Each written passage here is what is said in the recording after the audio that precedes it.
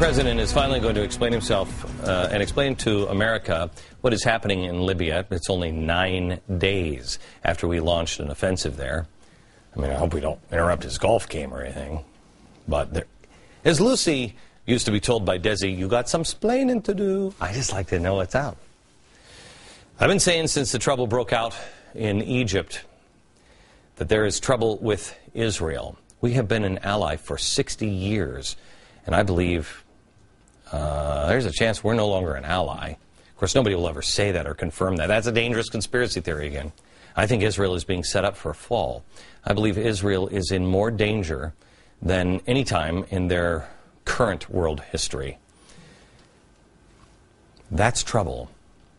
I'm sorry, but people need to understand that we don't excuse everything. Any country, including us or Israel, anybody. We don't excuse and stand by them if they're wrong. But when it comes to Israel, you got to be really careful because you don't want to be on the side that loses in the end. You know what I mean? Oh, gee, is that Bible-thumping Christian saying all that kind of stuff? Yeah. Color me a Bible-thumping Christian.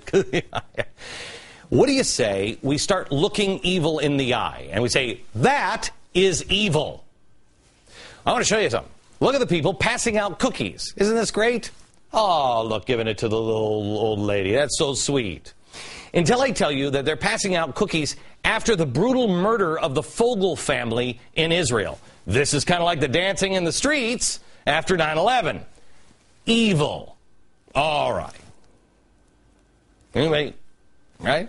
I mean, don't you wish all tests were that easy? Because that's a pretty easy quiz there. Evil. Look it in the eye. Now, it's a little more complex in Libya, but not very much.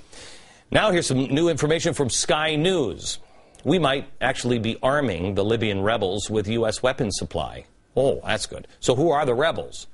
Well, a story in the Washington Examiner says they are the same people we fought against in Iraq and Afghanistan. Here's the headline. Jihadis who fought the U.S. in Iraq and Afghanistan now enjoy American support in Libya. And when we say people, we were fighting against, I don't mean groups that were involved or people who shared associations, called them on the phone. I mean the actual people fighting against our U.S. troops in Iraq are now being protected by those same U.S. troops in Libya. Have we all gone insane? According to the article, evidence is emerging that the United States forces are waging war in Libya on behalf of rebels whose ranks include jihadis who fought against the U.S. in Afghanistan and Iraq. Britain's Daily Telegraph reports the leader of the U.S.-supported rebel forces in Libya went to Afghanistan in 2002 to fight against the foreign invasion, that's us, I'm pretty sure, who invaded Afghanistan in retaliation for September 11th attacks. The Telegraph says a leader told the Italian newspaper that he was captured in 2002 in Pakistan. He was later handed over to the U.S., where I'm sure we cried and tried to listen about his childhood, and then held him, give him over to Libya, where we could put him in there and make sure that he gets together with his family and has a decent meal. And gosh darn it, we're worried about him. He was released in 2008. Another report says he recruited about 25 Libyan men to fight against the U.S. forces in Iraq. Now, does that seem reasonable to anybody? Now, you might say, oh, gee, now you care about it, Mr. Beck, Mr. Smarty Pants. How come it didn't matter when you helped Osama bin Laden in Afghanistan? We trained him, and he used that training to kill Americans. Didn't seem to matter to you. Well, first of all, yes, it did, and it does. The enemy of my enemy is not my friend. That's our problem. I've been on the record saying that for quite some time. The difference is here, however, when we helped bin Laden fight against the Soviet occupation of Afghanistan, we didn't know that he would later, 15 or 20 years later, turn out to be our actual enemy and blow up the World Trade Center. In Libya, these people were our enemy first, and then we helped them. A similar analogy would be something like we were helping Al-Qaeda now, after 9/11, knowing what we know now. Oh, wait a minute. That's not an analogy. That's exactly what we're doing. Mr. President, why don't you slip that one in your speech? Because you got some splaining to do. Why don't you address that with the American people tonight? I'm guessing not.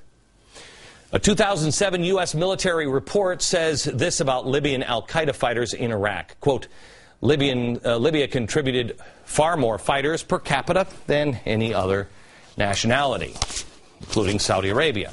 Take a look at the graph there. The big one here, that's Libya. My number one concern now is our troops. First of all, we're arming and protecting the people who are our enemies. How's that for morale? And beyond that, I think our troops are in trouble, real trouble. They're being set up. Now, how does this tie into abandoning Israel? Well, I'll tell you here in a second.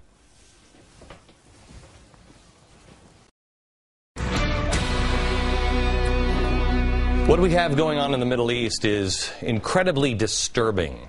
I've told you about the al-Qaeda rebels that we're now supporting in Libya.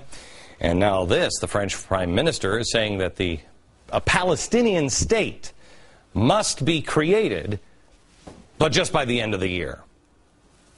We also seem to be turning our backs on Israel. I think setting them up, actually. We told you last week about this global initiative. It's called The Responsibility to Protect. You need to look this up. This is George Soros, Cass Sunstein's wife. This is all of them wrapped up into one.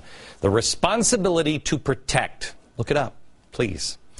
It promotes sending UN troops in to protect anybody who might be having some sort of humanitarian crisis. The world has to act. That's what we're doing in Libya.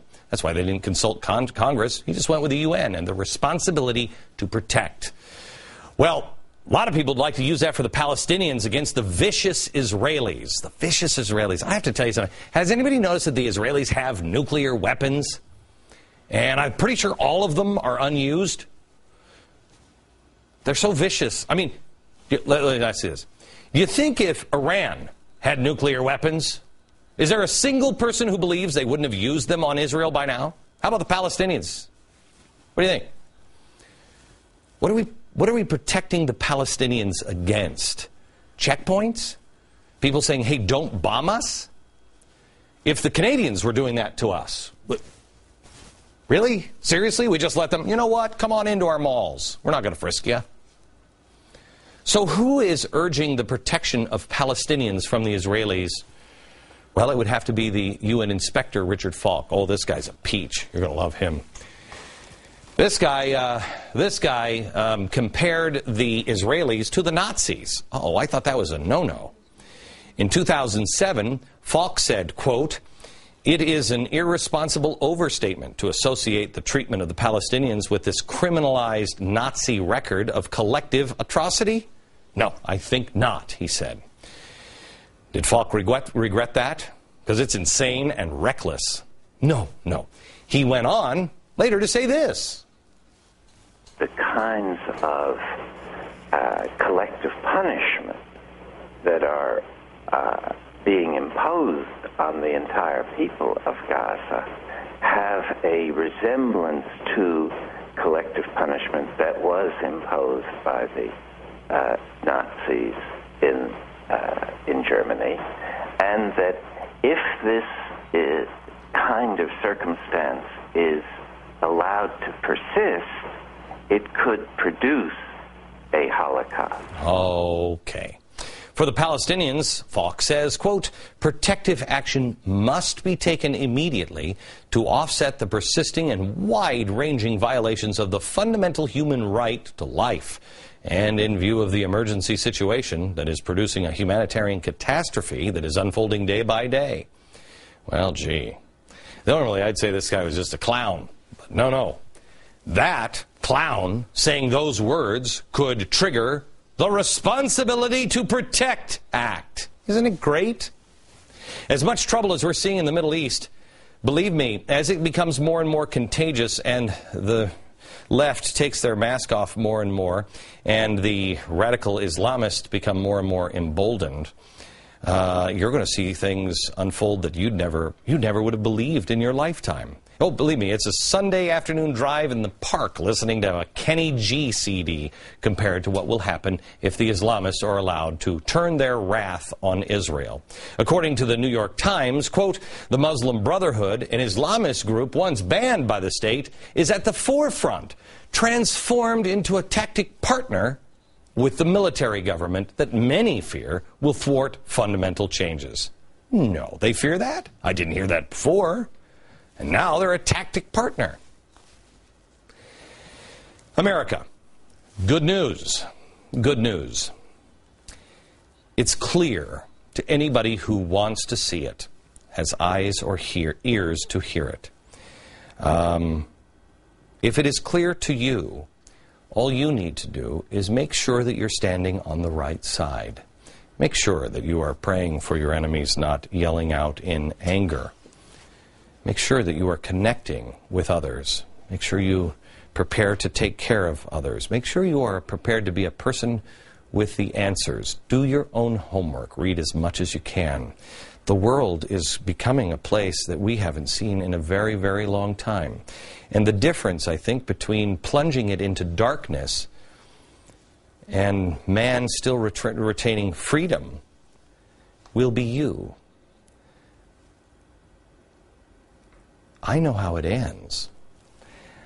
I have faith in you. I know what happens if you become the person you were born to be, not the person you were allowed to be. Do you have that much faith in you? Well, last week we told you about Stephen Lerner, SEIU, his plot to take down the U.S. economy, destroy the stock market, yada, yada, yada. Who doesn't have that plan? Well, now he's come out and brag about, his plan. And, check it out at glennbeck.com. We found a couple of interesting things over the weekend. You know who trained Lerner in his great organizing skills? The same guy who mentored Cesar Chavez. That's right, Fred Ross, Sr. Here he is with socialist Dolores Huerta, right there. Also a friend of Lerner's. Lerner trained under Ross when he taught workers to boycott at the United Farm Workers of America, founded by Huerta in the 1970s. So here's what you need to know. Trouble, America. And union members, it is time for you to stand up and have no fear. Decide what's important to you and what's not important to you. Is your country more important than your job? I know jobs are tough, but is your country more important? We showed you earlier last week the union workers in Detroit protesting Bank of America, trying to force it to shut down. This isn't the first time. Tomorrow, the National People's Action, NPA, good friend of SEIU, is calling for people to flood their Attorney General's office with phone calls demanding that their Attorney General stand with the homeowners and not the big banks to investigate foreclosure practices. I don't think union members want to destroy America, but if you stay silent, you will have the same effect. More on this tomorrow. On tomorrow's program, a challenge. A challenge from New York. Good night, America.